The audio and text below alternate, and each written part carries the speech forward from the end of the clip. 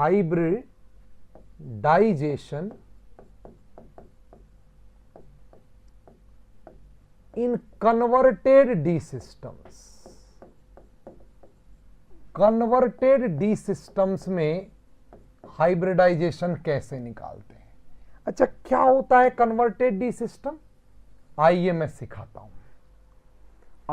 सिखाता हूं।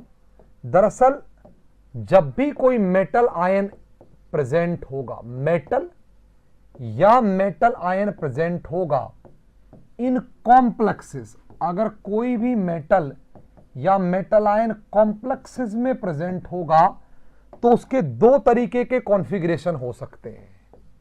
हो सकता है उसका कॉन्फ़िगरेशन हो उस मेटल आयन का DnS0, या हो सकता है उसका कॉन्फ़िगरेशन हो DnS1 या DnS2। ऐसा नॉर्मली कब होता है?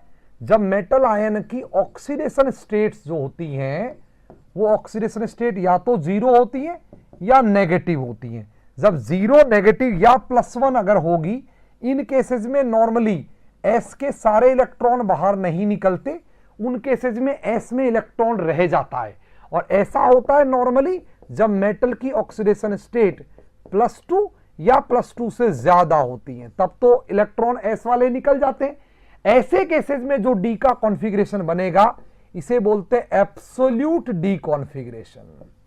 एब्सोल्यूट डी कॉन्फ़िगरेशन, ये है एब्सोल्यूट डी कॉन्फ़िगरेशन, मतलब पहले से ही डी कॉन्फ़िगरेशन है, ऑलरेडी डी कॉन्फ़िगरेशन बने हुए हैं।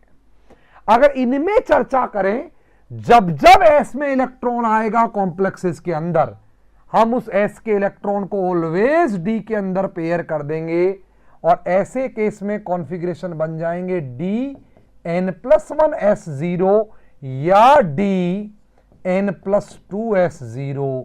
ये जो नए डी कॉन्फ़िगरेशन इस तरीके से बनते हैं, इन कॉन्फ़िगरेशंस को कहा जाता है converted the system. These are called converted the system.